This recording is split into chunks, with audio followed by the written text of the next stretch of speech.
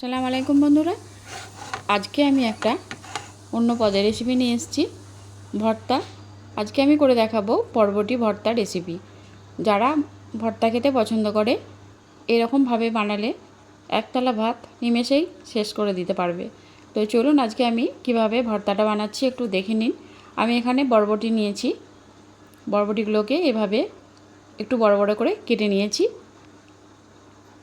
এই দেখুন এরকম করে কেটে নিয়েছি। এরপর আমি এটাকে ধুয়ে এটাকে আমি একটু ভাপিয়ে নেব। খুব বেশি পরিমাণ পানি দেব না।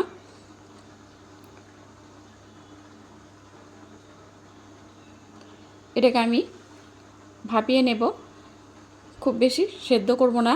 দিয়ে দিলাম একটু স্বাদ মতো নুন।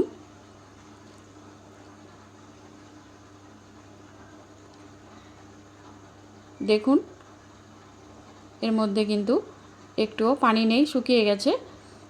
এরপর আমি এগুলোকে ঢেলে নেব। আর এদিকে আমি নিয়েছি 5 থেকে 6 কোয়া মতো রসুন, আর নিয়েছি 2টো মাঝারি সাইজের পেঁয়াজ কুচি। এরপর আমি এগুলোকে ভেজে নেব। তার জন্য আমি এখানে একটা ফ্রাই প্যান বসিয়ে দিয়েছি। এখানে আমি দিয়ে দিলাম সরষের তেল, আর ভর্তাতে তো সরষের তেল লাগবেই। লঙ্কাগুলোকে প্রথমে আমি ভেজে নেব।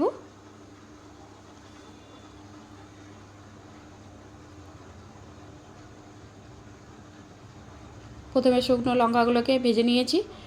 এরপর এটা ভাজা হয়ে গেছে, এটাকে আমি তুলে নেব।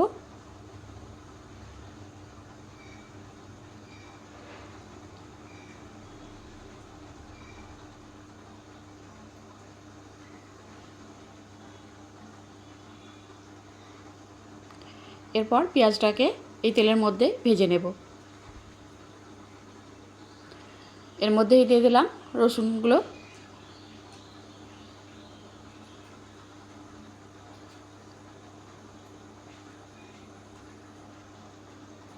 এভাবে একটু লাল লাল করে ভেজে নেব।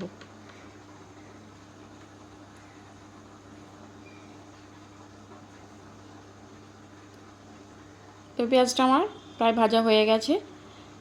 এরপর এদিকে আমি যে বরবটিটা সেদ্ধ করে গেছিলাম সেটা ঠান্ডা হয়ে গেছে, মিক্সিং জারের মধ্যে তুলে নেব।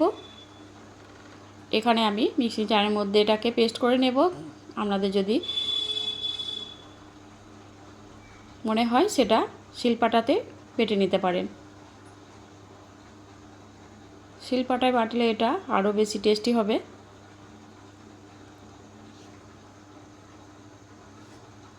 এখানে আমি দিয়ে দিলাম ভাজা শুকনো লঙ্কা 2টো, আর দিয়ে দিলাম ভাজা রসুনগুলো, আর এর মধ্যে দিয়ে দেব কাঁচা লঙ্কা। দিয়ে আমি এটাকে একটা পেস্ট বানিয়ে নিয়েছি দেখুন। এরপর এখানে যে ভাজা পেঁয়াজটা করে রেখেছিলাম এর মধ্যে আমি বরবটি পেস্টটা এর মধ্যে ঢেলে দেব।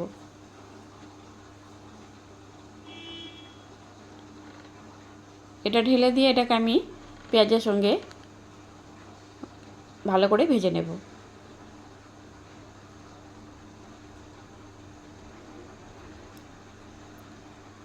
খুব বেশিক্ষণ ভাজার দরকার নেই।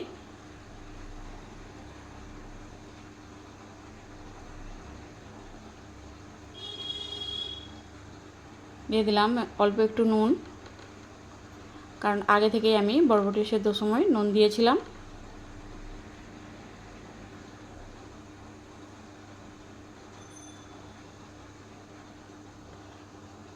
তো দেখুন এটা কালারটা একটু চেঞ্জ হয়ে গেছে।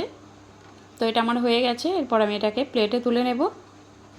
তো দেখুন দেখতে কতটা সুন্দর লাগছে, আর এটা দিয়েই আপনারা এক থালা ভাত নিমেষে খেয়ে নিতে পারবেন। তো এই রেসিপিটা কেমন হয়েছে আপনারা অবশ্যই জানাবেন।